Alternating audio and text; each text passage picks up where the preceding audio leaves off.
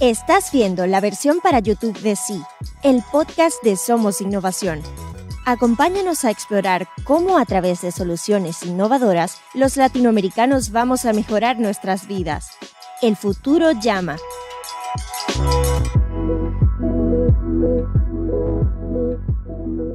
Hola, soy Federico Fernández, bienvenidos al episodio 5 de Sí, el podcast de Somos Innovación.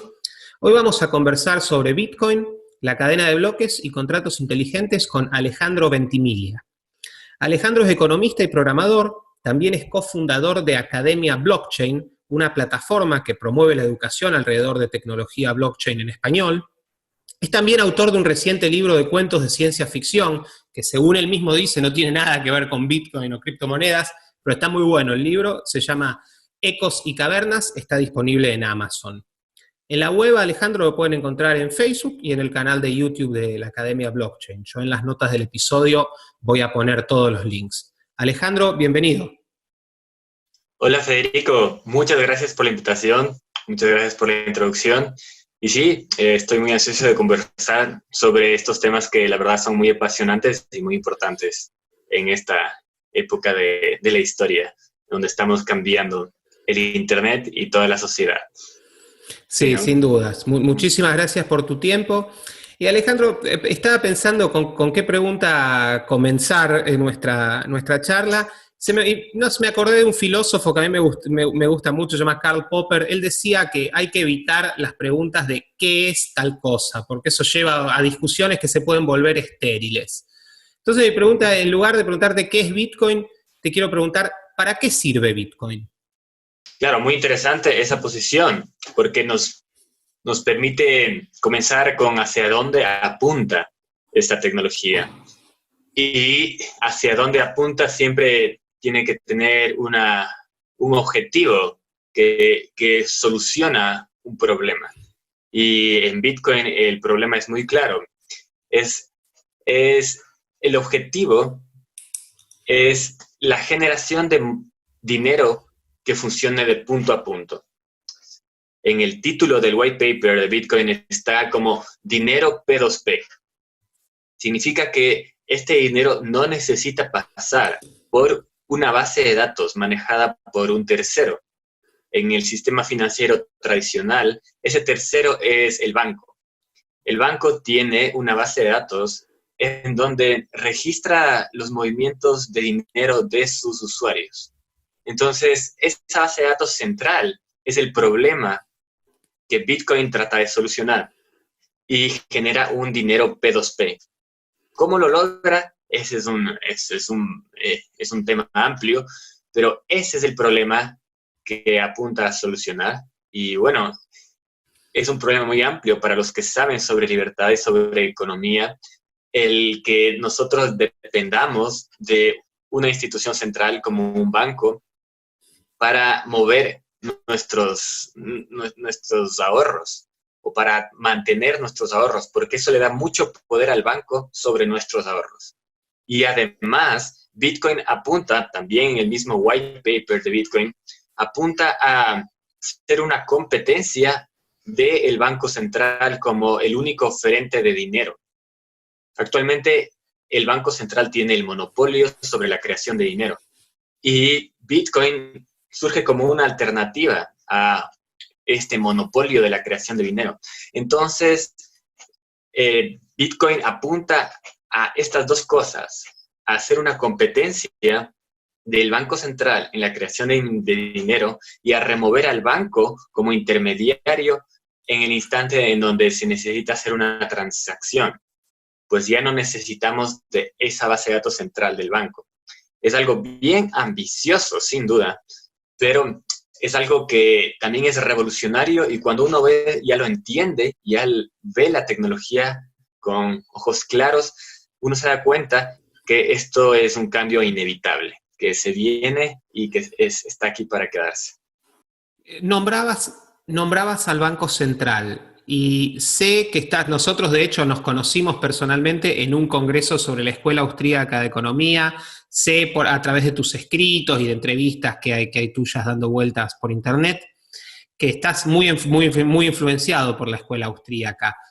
¿Cuál es el punto de relación? Y bueno, creo que el Banco Central es justamente uno de ellos, pero ¿qué es lo que une en vos a la escuela austríaca con el Bitcoin? Creo que tiene algunos lazos el Bitcoin con la escuela austríaca.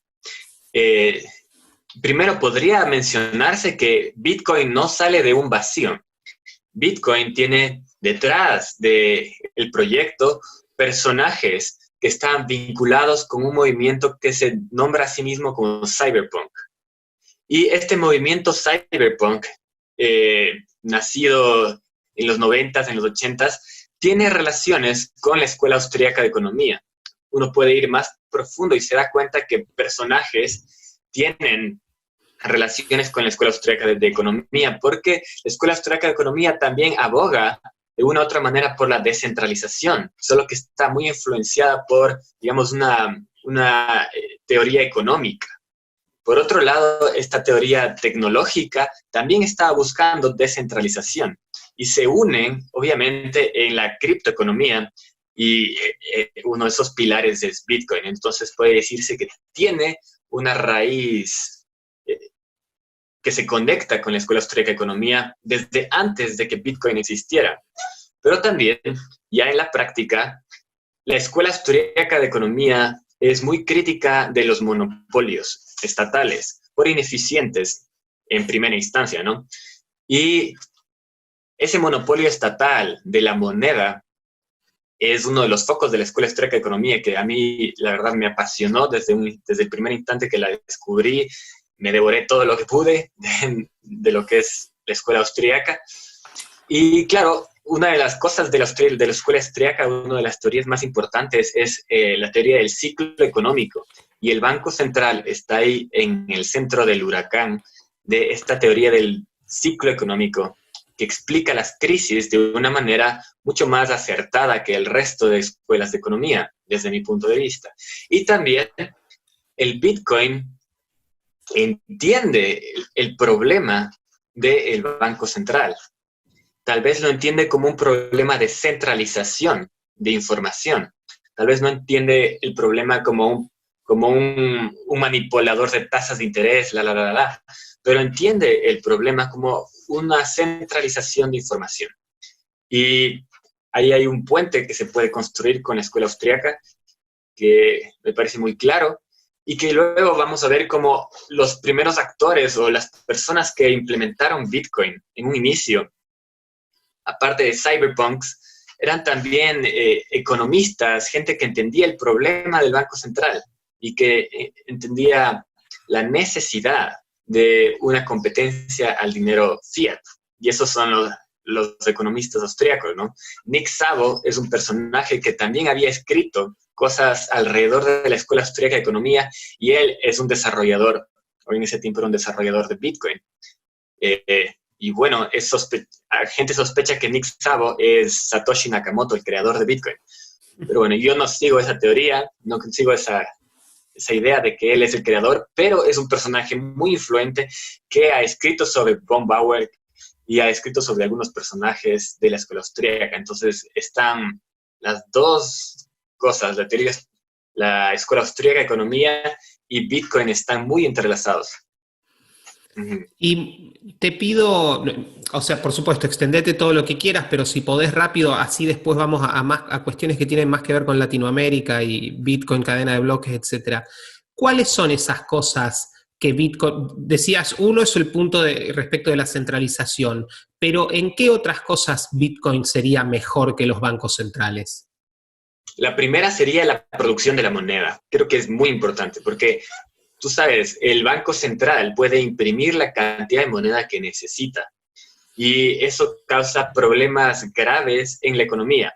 Ahora lo estamos viendo más de cerca con la crisis que se viene en todo el mundo. La respuesta de la Reserva Federal ha sido crear trillones de dólares. Entonces, como un acto de magia, con digitar un número en una computadora, esa institución logra crear trillones de dólares de dinero fiat. Y bueno, eso está sujeto a diferentes vaivenes políticos, democráticos y demás demandas del poder de turno. Y en contraste a eso, Bitcoin no puede ser creado con un enter en un teclado. Para generar nuevos bitcoins, tú tienes que solucionar un problema matemático. Y ese problema matemático es tan difícil de solucionar que se necesitan miles de computadoras el día de hoy para solucionarlo.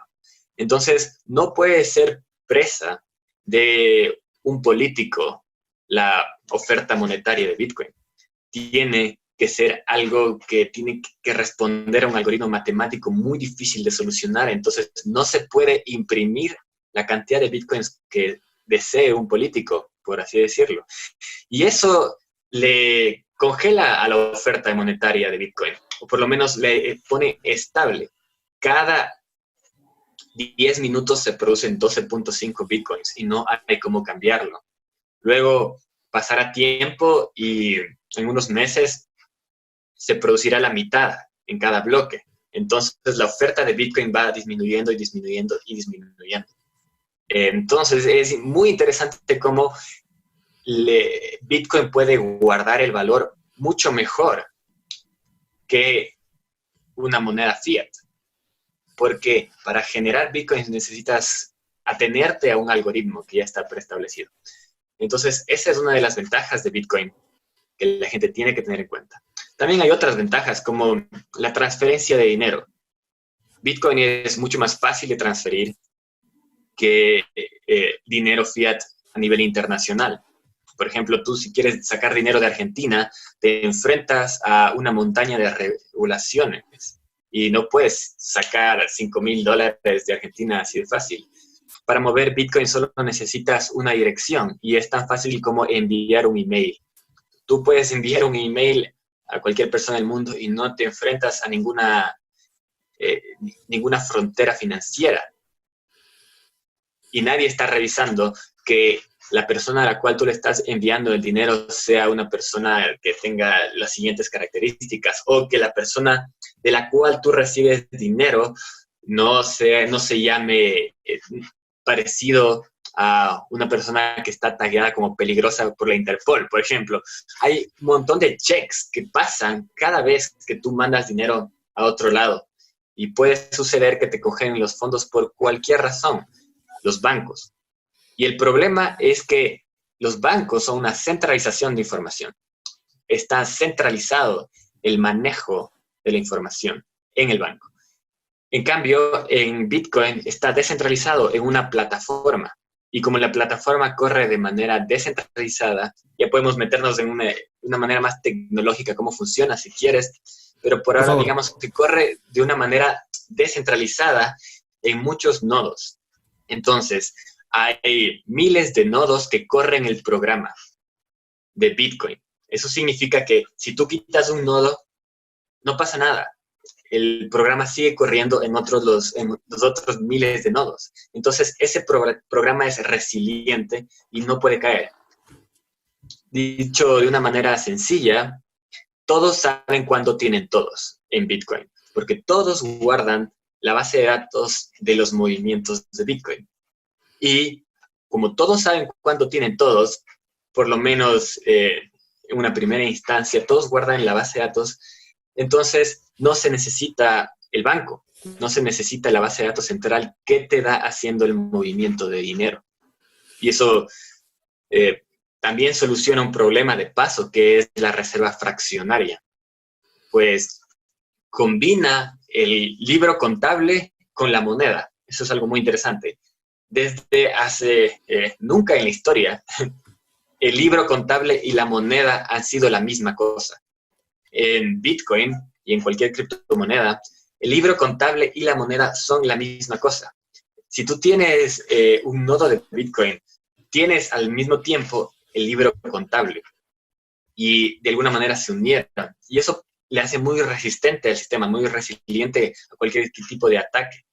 Todos corren un nodo, es un programa que se corre de manera descentralizada en varios nodos, en miles de nodos que están regados en todo el mundo. Bueno, y algunos otros beneficios. Ajá. Sí, te quería hacer la siguiente pregunta.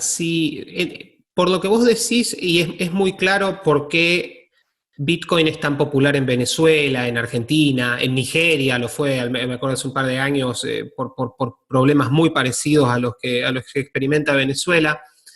Pero, digamos, para países más normales, porque, a ver, Argentina ha tenido hiperinflación en la historia varias veces, ha destruido su moneda varias veces, pero Argentina tampoco, digamos, o sea, no es un país que es copiado, gracias a Dios, que es copiado demasiado. Para países más normales, ¿por qué la adopción de Bitcoin debería ser algo que como mínimo la gente considere? Bueno, creo que es muy interesante lo que se viene en este mundo. Una de esas cosas va a ser inflación. Creo que como consecuencia a la crisis, los bancos centrales han decidido expandir su oferta monetaria. Tarde o temprano, eso se va a ver reflejado en los precios. Y como la oferta de criptomonedas no puede ser expandida de la misma manera que expanden la oferta monetaria de los bancos centrales de este mundo cuando tienen que responder a una crisis o cuando tienen que responder a la devaluación del país de al lado.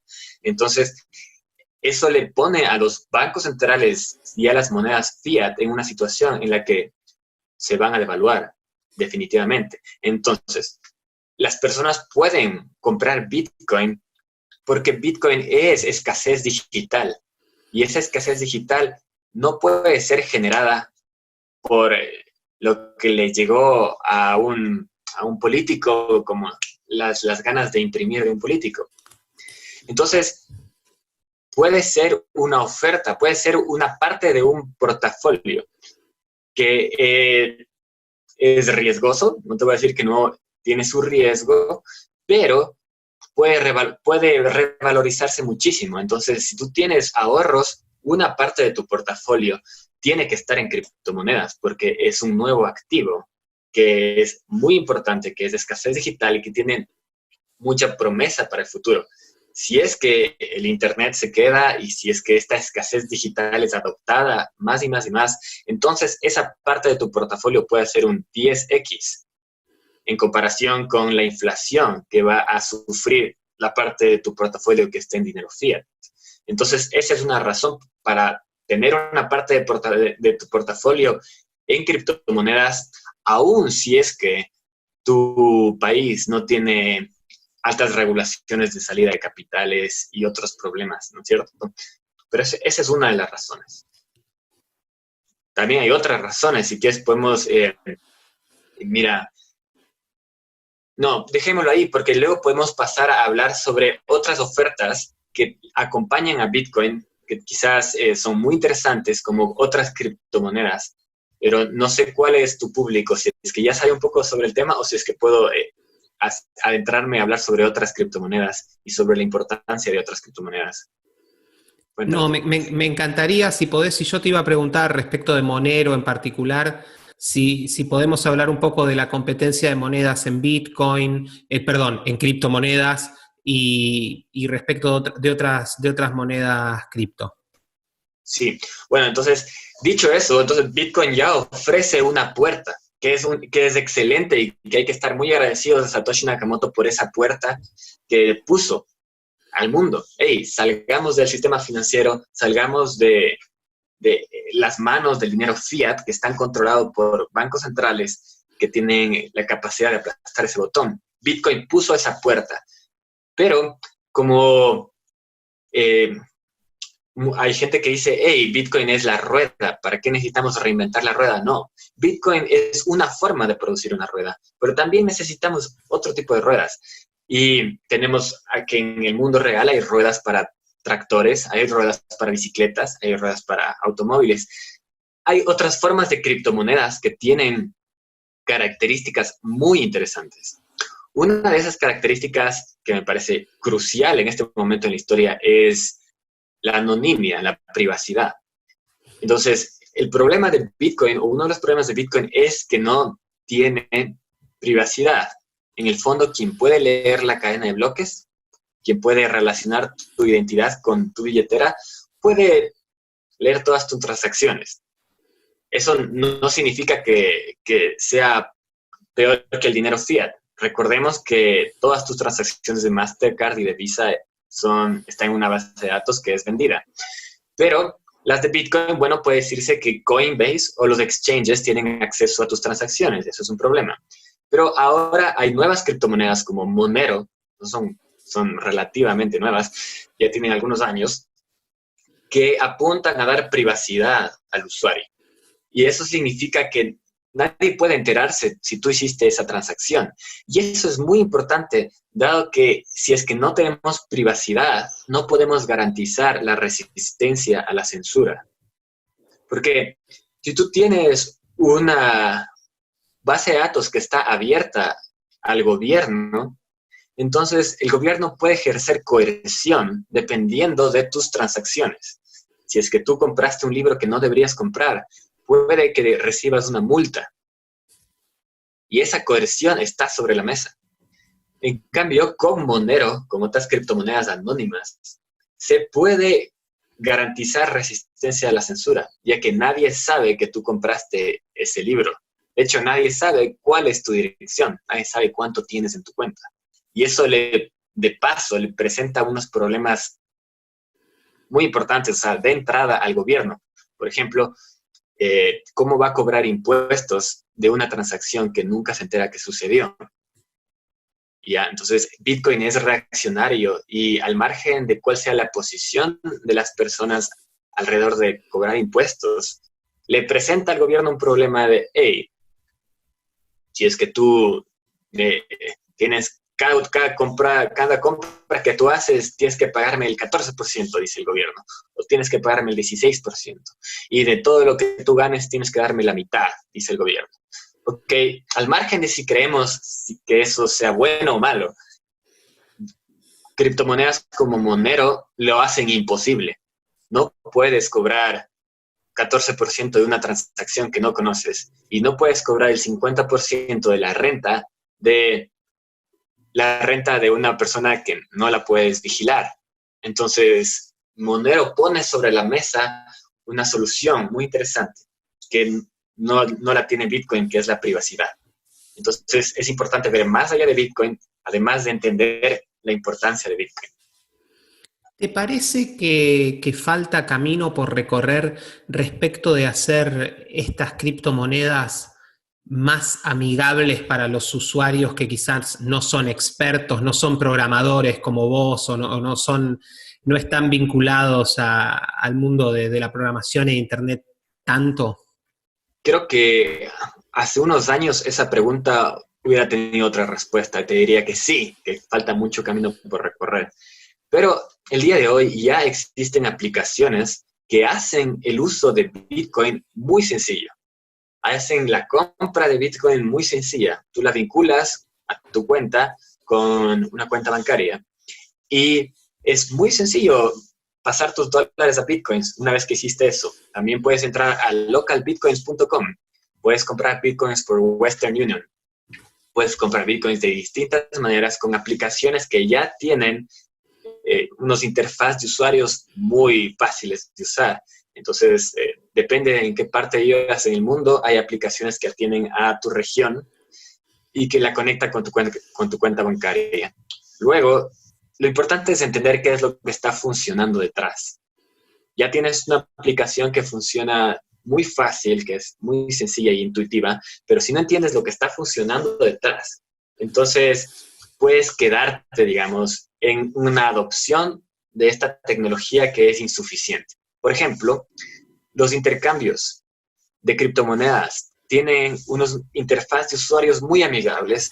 Cualquier persona podría utilizar un intercambio y una aplicación de un intercambio, hasta mi abuelita, y podría tener ahí sus bitcoins en el intercambio. Luego necesitas dar un segundo paso, que es bajar los bitcoins de tu intercambio a una billetera local. Eso tal vez requiere un conocimiento técnico un poco mayor, pero la verdad es muy sencillo, sigue siendo muy sencillo. Hay billeteras locales que ya tienen una experiencia de usuario intuitiva y fácil.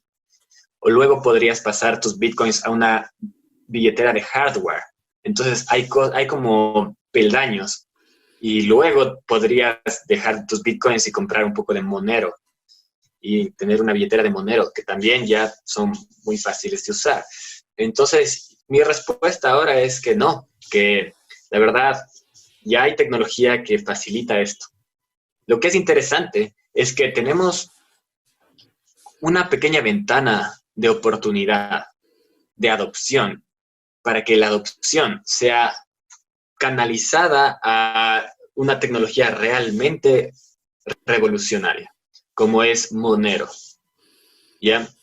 Entonces, digamos, la adopción puede llegar hasta Bitcoin, pero si es que se queda en Bitcoin y no pasa a Monero, entonces nos hemos quedado en la mitad, lo cual no es necesario, no es adecuado.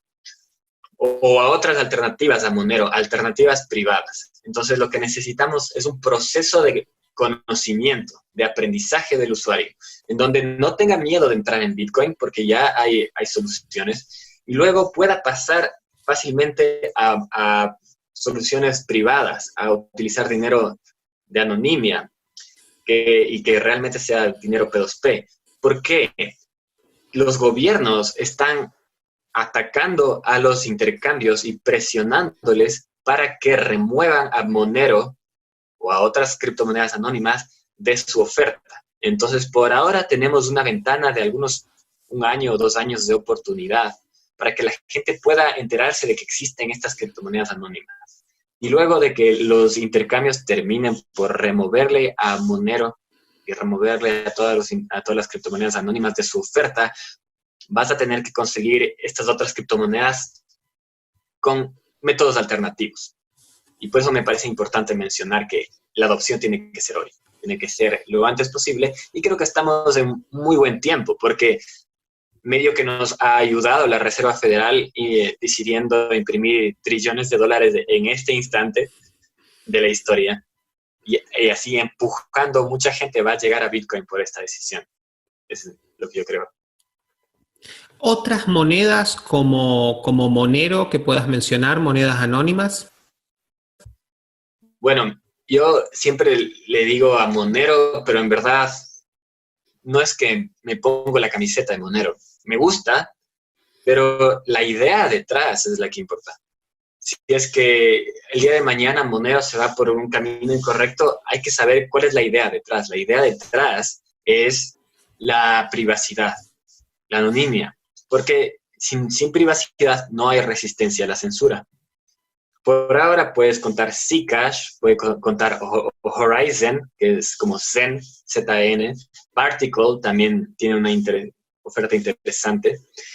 Y bueno, lo más importante es entender la idea detrás, porque puede que se reciclen estas monedas, puede que en el futuro Monero sea comprometida. Porque si tú le escuchas a la gente de Monero, están librando una batalla en contra de diferentes actores que quieren desanonimizar su red. Y esos diferentes actores, obviamente, si es que sabes un poco más, vienen del lado del gobierno, de esas ramas del gobierno como la CIA, como la NSA, que tienen alta cantidad de fondos y que están realmente en una lucha por destruir la anonimidad y la privacidad de la gente. Entonces, lo que es interesante ver es que esa lucha existe, que el día de hoy hay criptomonedas que están luchando por existir, porque sobre esas criptomonedas privadas se pueden generar economías libres. Y eso es lo que hay que tener en cuenta. Sobre unas criptomonedas que no son privadas, no se pueden generar economías de facto libres. Se pueden generar economías que, bueno, utilicen una criptomoneda, pero sobre esa criptomoneda que no sea privada puede generarse un sistema de vigilancia y por ende puede generarse un socialismo sobre ese sistema de vigilancia. Entonces, no nos quedemos con Bitcoin, aunque hay que entender que Bitcoin es muy bueno y le quita el monopolio de la moneda del Banco Central, pero no podemos quedarnos ahí. Tenemos que pasar a una siguiente etapa. Y bueno, entonces, por eso creo que el día de hoy es el momento de la adopción. El día de hoy es ¿y cuándo va a ser más adopción de las monedas privadas? Ya me fui un poco de largo. Es cuando el gobierno comience a cobrar impuestos, comience a presionar a las monedas que no son privadas. Y eso va a pasar. Entonces, vamos a ver cómo tus transacciones de Bitcoin van a ser grabadas con impuestos. Y a la gente no le va a gustar eso. Entonces va a regresar a ver a las monedas privadas. cuando haya distintos tipos de censura a transacciones en Bitcoin. Aunque no pueden censurarlo en la capa informática, pueden censurarlo leyendo la capa informática y apuntando a multas en el mundo real. La vigilancia le deja la puerta abierta a la censura. Entonces, cuando eso comience a suceder, la respuesta va a ser comprar criptomonedas anónimas. Y entonces hay que también entender que las criptomonedas anónimas pueden hacer un 10x en el precio también cuando eso suceda. Entonces, hay dos razones para comprarlas. Y respecto, comparto todas las apreciaciones que haces respecto de los peligros que pueden venir de los gobiernos. Además, digamos, los bancos centrales, los principales, ya vienen teniendo declaraciones bastante altisonantes y reacciones un poco histéricas, y yo le temo muchísimo. Las reacciones histéricas de los gobiernos normalmente son peligrosísimas. Creo que actualmente estamos viviendo una de ellas, pero al margen, ¿hay alguna experiencia en alguna jurisdicción en Latinoamérica o en otro lado donde los gobiernos hayan sido más bien amigables respecto de las criptomonedas, respecto de Bitcoin? He estado leyendo algo, pero no soy ningún experto, por favor. He estado leyendo algo de lo que sucede en Wyoming, que aparentemente va a haber bancos, digamos lo que nosotros conocemos como bancos tradicionales, que operen con Bitcoin y para activos cripto. ¿Cómo ves eso? ¿Ves alguna ventana de oportunidad ahí también o no lo ves tanto? Bueno, creo que la narrativa ha cambiado al respecto de las criptomonedas desde el punto de vista de los gobiernos. Al comienzo eran muy hostiles. Es decir, la verdad, le daban la contra a todo lo que venía de Bitcoin.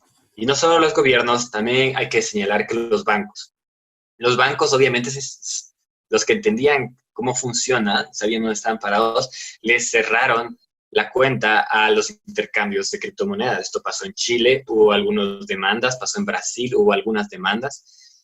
Con el tiempo, claro, los bancos perdieron esos juicios y tuvieron que volverles a activar las cuentas a los intercambios.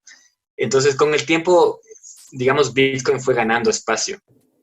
También se sabe, en Venezuela prohibieron Bitcoin y luego volvieron a ser más flexibles, ¿ya? Porque Maduro sacó su Petro y la gente comenzó a utilizar Bitcoins. Y luego comenzaron a dar espacio a secretarías de criptomonedas y cosas de esas. Entonces tenemos un movimiento medio ambivalente. Por un lado, al comienzo se limitó y se frenó a todo esto, y luego, tal vez viendo que no se puede, de hecho, frenar a esta revolución, comenzaron a darle una cabida regulatoria, como un espacio regulatorio en donde dentro de estas reglas vas a poder funcionar.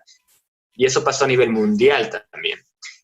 Hubieron quizás uno de los casos que más se puede recordar es Jamie Dimon, es el CEO de JP Morgan.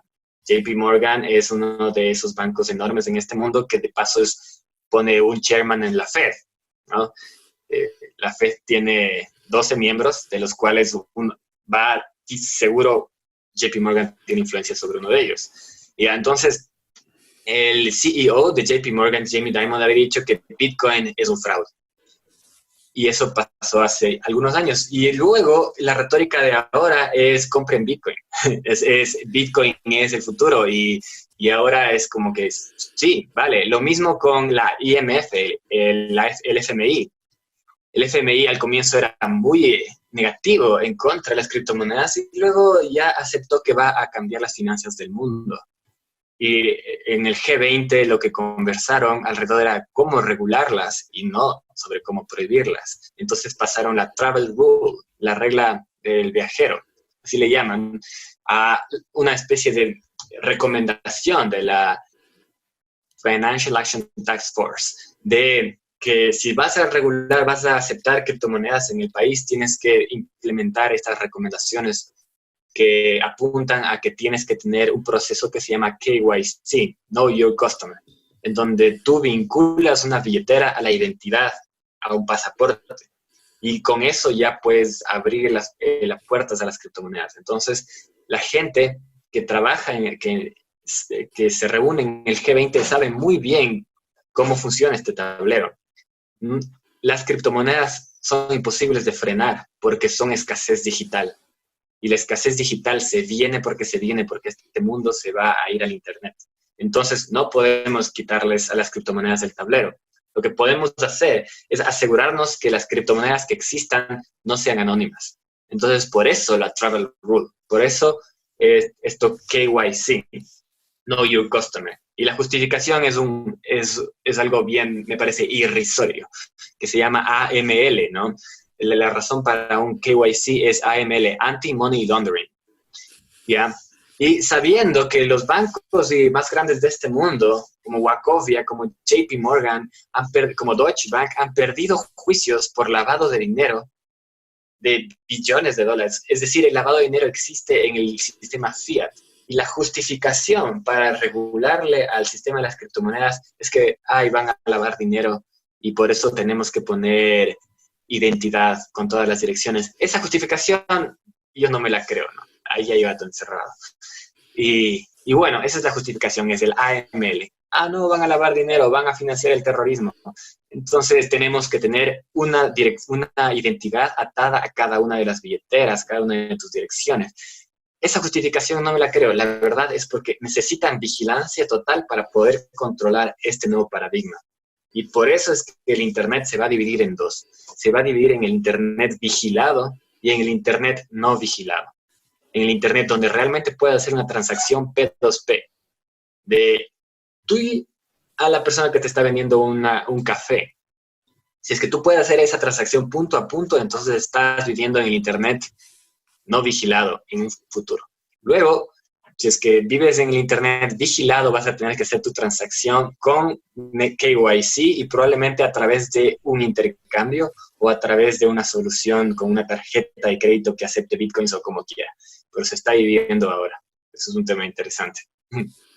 Sí, sin dudas. Y cuando te escuchaba me hiciste acordar a una frase, creo que es del escritor George Gilder, que él dijo algo así como que el futuro de la libertad, de nuestra libertad, la libertad individual, se va a jugar en una suerte de carrera armamentística tecnológica entre el sector privado y el Estado.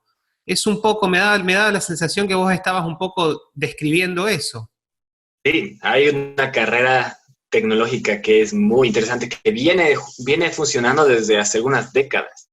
De hecho, este movimiento cyberpunk que le dio nacimiento a Bitcoin, Satoshi Nakamoto probablemente era parte de una lista de mail cyberpunk, porque bueno, algunos de los personajes que le rodean a Bitcoin, como Adam Back, como Julian Assange, también eran parte de esta lista cyberpunk.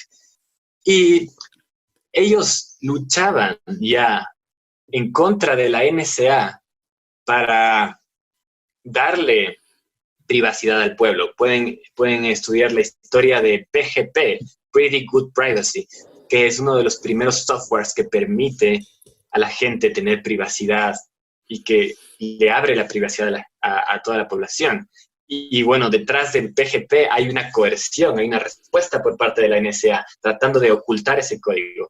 De hecho, era prohibido exportar ese código a otro país porque era un arma, era considerado como una exportación de armas. Entonces, las formas de exportar ese código que se inventaron, entre otras, era imprimir el código en libros académicos y luego exportar el libro académico. Entonces, ya había esta lucha por la tecnología entre la gente civil y el gobierno y la gente que está alrededor del gobierno, estas instituciones mafiosas, que trataban de ocultar esta revolución tecnológica de la privacidad. También, bueno, se sabe algunas cosas, ¿no?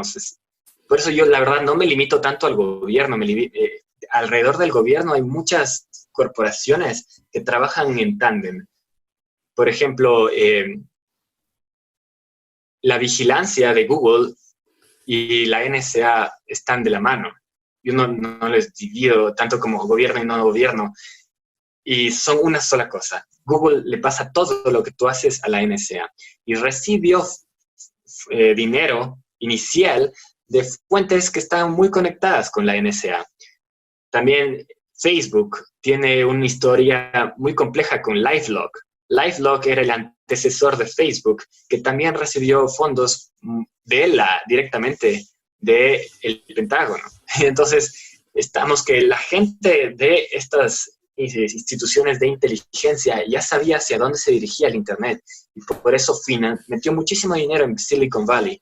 Como respuesta, Silicon Valley le vende todos nuestros datos o le regala todos nuestros datos, como quiera que sea el trato, a estas instituciones gubernamentales. Entonces, la lucha es entre esta sociedad civil que quiere un Internet libre y estas instituciones relacionadas con el gobierno y también que van en tándem, que no quieren un Internet libre. Y esa lucha ya viene desde hace tiempo, como te estaba contando. Si quieres, me puedo meter a un caso específico, y es que, mira, la criptografía privada, pública, privada, de la llave pública privada, viene de un algoritmo matemático, de una cosa que se llama la curva elíptica. Que la curva elíptica es algo que es complejo desde la matemática, pero que podemos decirlo puede tener errores, ¿ya? Y la NSA puede tener puertas matemáticas. Parece la guerra de las galaxias, pero es interesante. Puede haber puertas matemáticas en algoritmos criptográficos. Y la NSA antes recomendaba una curva elíptica de la cual ellos ya tenían una puerta matemática. Entonces puedes creer que ya había unas puertas escondidas, incluso en la matemática detrás de la criptografía, pero digamos, diseñadas por la NSA.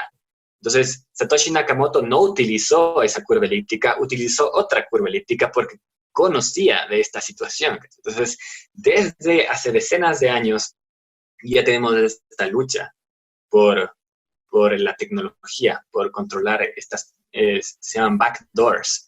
Y Intel también tiene backdoors. Entonces, ya comenzamos a ver que nuestros celulares en verdad son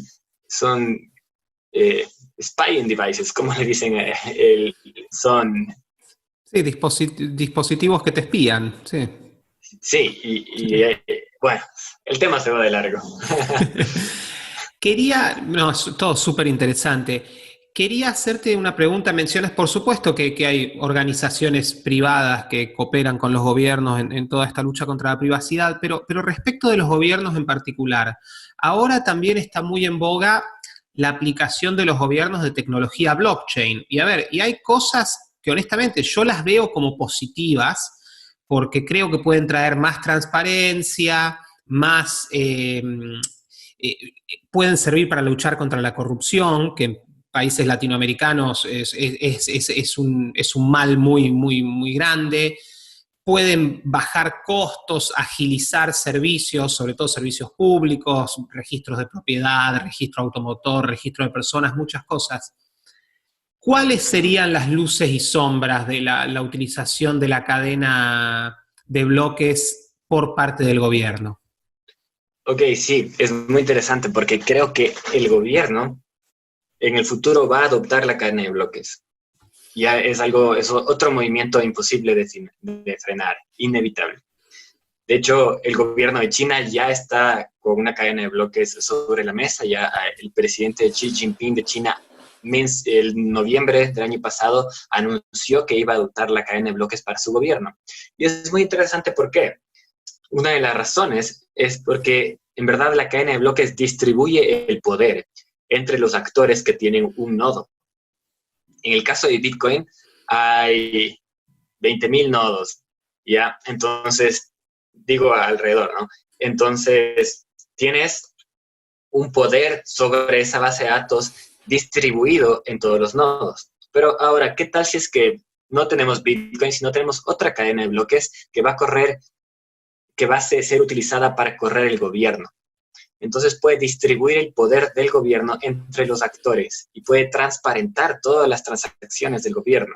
Por ejemplo, podría tener un nodo de esta base de datos gubernamental, podría tener el registro civil, y el registro civil así comparte la base de datos con otras personas, con otros instituciones, como por ejemplo el Poder Ejecutivo, el Poder Judicial podría tener otro nodo. Y quien dice, tal vez hay que mencionar a las Naciones Unidas, puede que las Naciones Unidas tenga otro nodo. Entonces, se distribuye el poder de gobierno entre las personas que corren ese nodo, esos nodos. En el fondo, el gobierno es una base de datos. Es la base de datos del registro civil combinada con la base de datos del registro de la propiedad, combinada con la base de datos que significa la información que está en la Constitución. Todo eso es información. Y esa información que puede ser muy amplia y puede estar en silos, silos de información que le vuelven muy corrompibles y aislados. Por ejemplo, el registro de la propiedad está en manos del ministerio que maneja el registro de la propiedad. Y eso hace que el primo de la persona que registra la propiedad pueda recibir un título de una propiedad en la playa porque tiene un primo en el registro de la propiedad. Si es que hay suficiente corrupción, eso puede suceder. Y eso sucede en todas las partes del mundo. Entonces, esa corrupción se elimina si es que le quitamos el poder a esa persona sobre la base de datos del registro de la propiedad. ¿Y cómo le quitamos el poder sobre esa base de datos? Distribuimos la base de datos. Y eso es lo que hace una cadena de bloques. Entonces, el gobierno podría adoptar blockchain y podría transparentar y reducir la corrupción de manera alucinante, genial. Sería muy transparente y cambiaría la eficiencia del gobierno en órdenes de magnitud. Eso es muy bueno. Entonces, también le conviene a Xi Jinping que pueda confiar en sus gobernantes, porque la corrupción, como tú sabes, en el gobierno se da en todos los niveles. Se roban los unos a los otros, no saben dónde están sus fondos.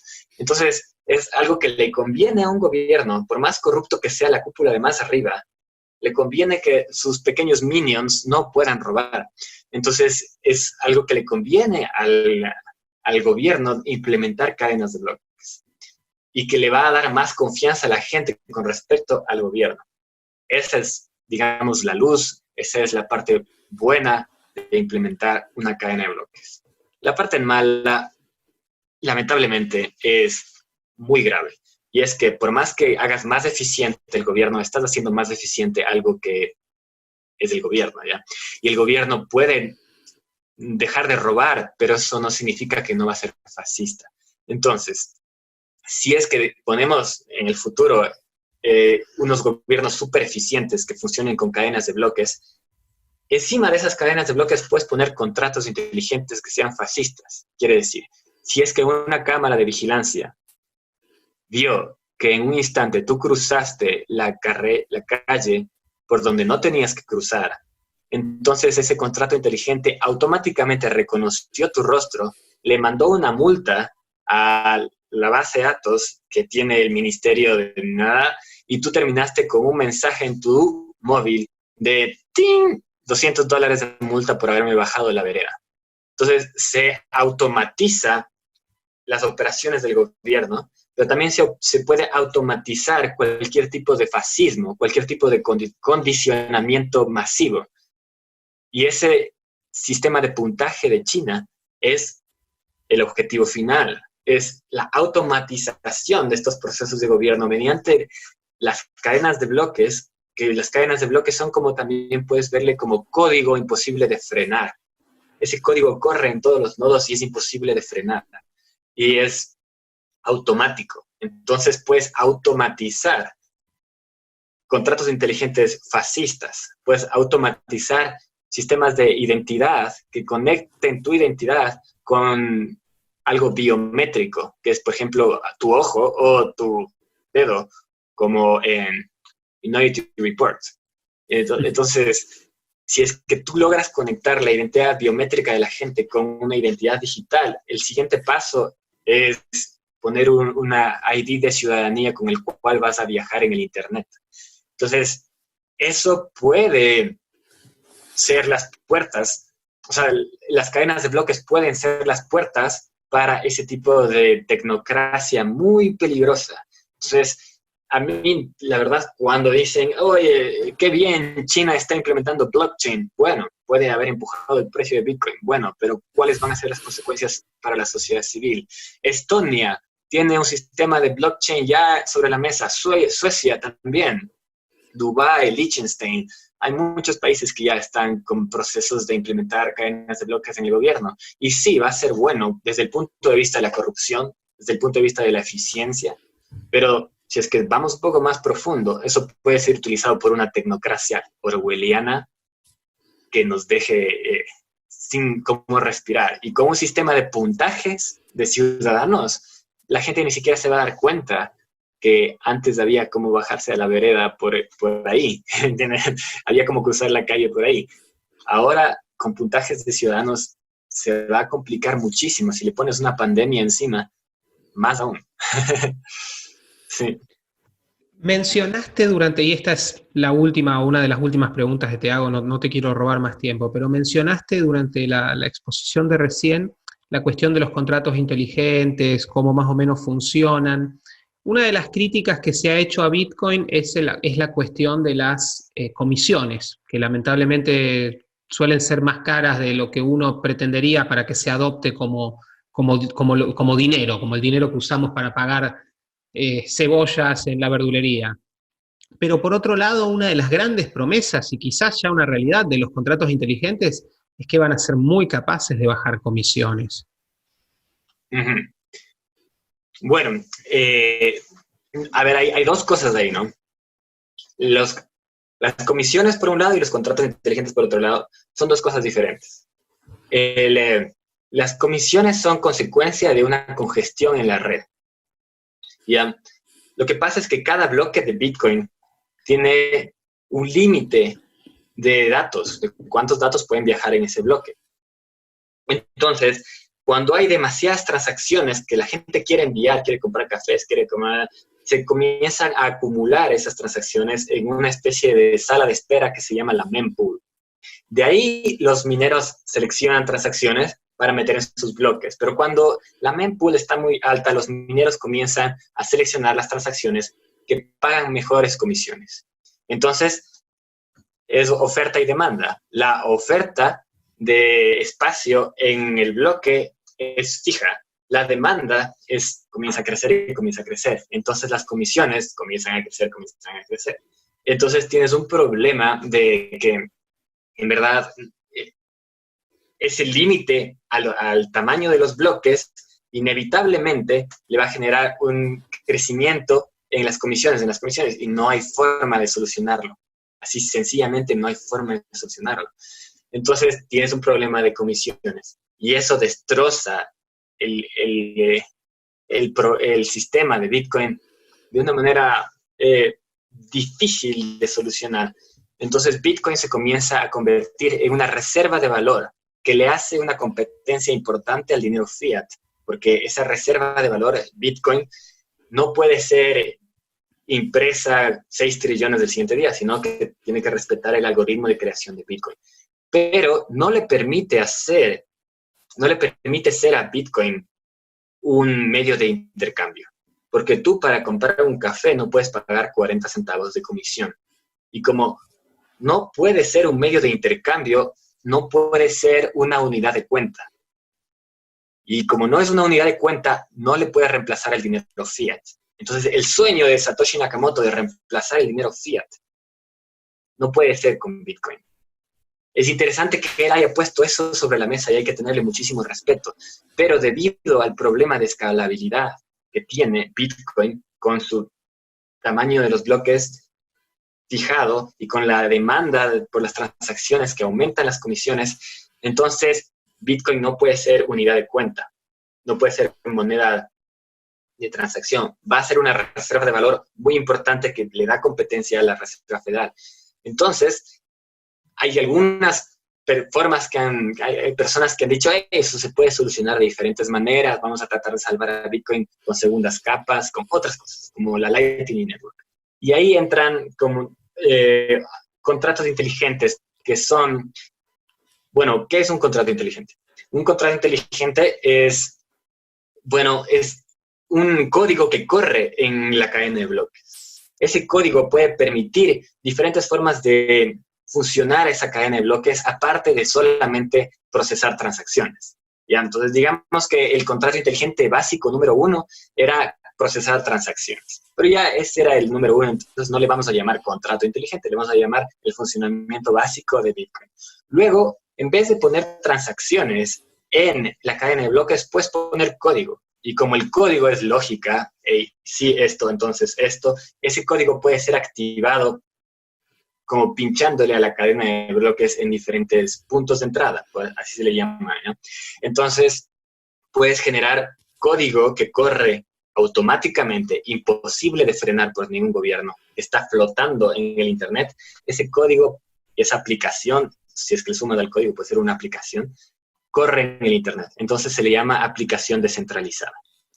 Y hay gente que está utilizando las aplicaciones descentralizadas y ya se pone un poco más complejo para tratar de solucionar el tema de la escalabilidad de Bitcoin con segundas capas.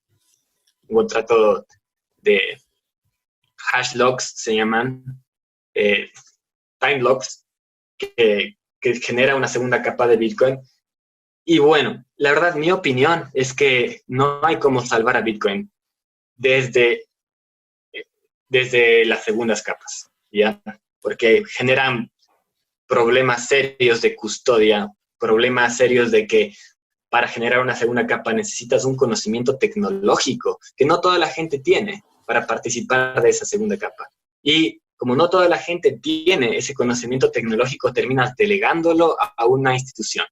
Y esa institución es un nuevo banco. Tiene tus bitcoins y hace el procesamiento de segunda capa por ti. Pero no hemos avanzado nada. Hemos creado un nuevo banco sobre Bitcoin.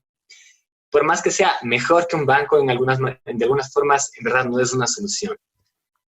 Luego hay Ethereum, que también hace más énfasis en esta capacidad de generar contratos inteligentes y se crea unos contratos inteligentes financieros que son muy interesantes.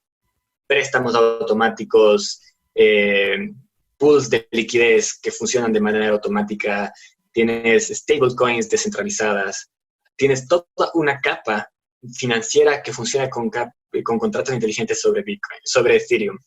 También tienes algunas soluciones como RSK sobre Bitcoin, como sidechains, son federadas, pero también son muy interesantes.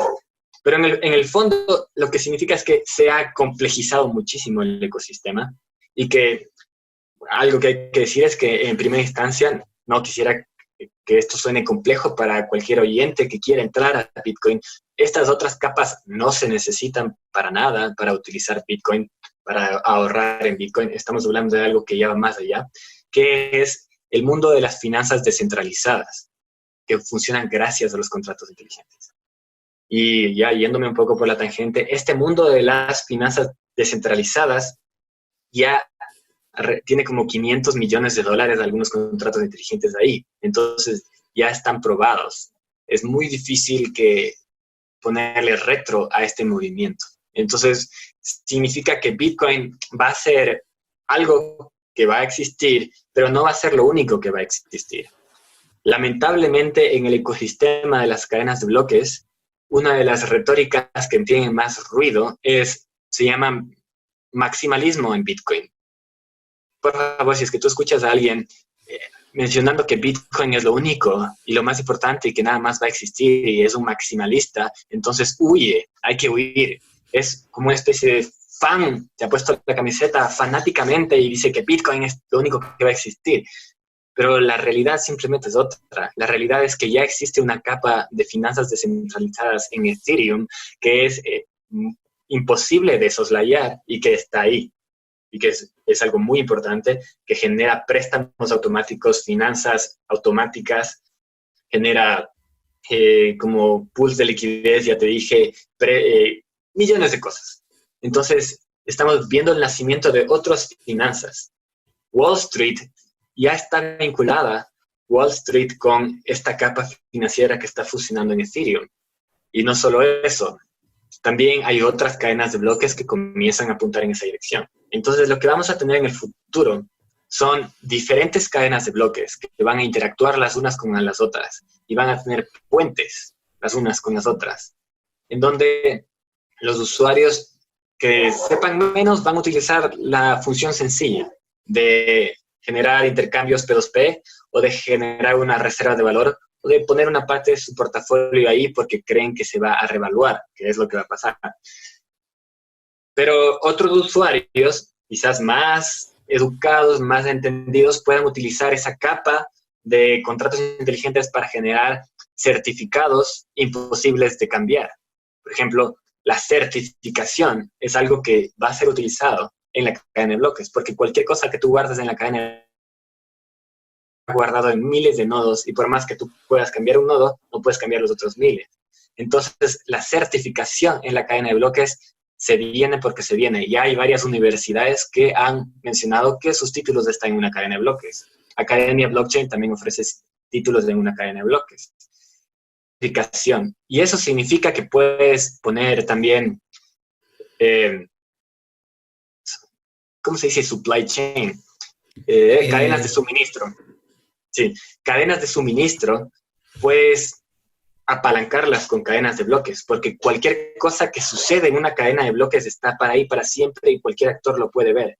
Entonces, si que tienes una cadena de bloques que conecta a todos los actores de una cadena de suministro, entonces tienes una base de datos compartida entre esos actores y todos pueden confiar entre ellos. El productor de cacao de Tailandia puede confiar en el puerto de Guayaquil porque comparten una sola base de datos. Si es que ellos generan sus certificados en esa cadena de bloques, pueden confiar los unos con los otros. Entonces tienes empresas como Maersk, que ya han implementado cadenas de bloques para varios de sus cadenas de suministros. Entonces, esa es otra opción. Y por último tienes la opción financiera. También, digamos, me pasé lo que pasa con los seguros, con la contabilidad. En la industria de los videojuegos hay una enorme adopción de las cadenas de bloques porque generan, así como tú puedes tener un Bitcoin, también puedes tener NFTs, que se llaman ítems no transferibles o no fungibles. Entonces tú tienes non-fungible tokens, que son diferentes los unos con los otros. Entonces tu ítem es único tuyo. Entonces eso significa que puede ser adoptado la cadena de bloques para temas de obras de arte, en donde tú eres dueño de esa obra de arte y tú lo tienes en tu wallet, en tu celular, el certificado de que tú eres dueño de esa obra de arte. Lo mismo con ítems digitales. Entonces la adopción en el mundo de los videojuegos es enorme. Y bueno, hay como irse de largo en las posibilidades que ofrece la cadena de bloques. Pero yo te lo decía para que veas que se viene por todos lados de esta revolución y no solamente se queda en Bitcoin. Y la escalabilidad de Bitcoin tal vez es un problema, pero miras todo lo que más hay también. Alejandro, me quedaría toda la tarde conversando con vos. Te propongo que pongamos una especie de señalador en la conversación y la seguimos en un próximo episodio que seguro te vamos a estar invitando. Sí, ya nos hemos alargado un poco y sin duda estos temas, la verdad, me apasionan. Hay como entrarle bien profundo a cualquiera de estas aristas. Ya sabes, puedes contar conmigo para una futura conversación. Mil gracias y a todos los oyentes. Bueno, nos escuchamos o nos vemos a través de YouTube en el próximo episodio de Sí, el podcast de Somos Innovación. Sí es el podcast de Somos Innovación. Visita somosinnovación.lat para suscribirte. Y no olvides compartir este episodio a través de tus redes.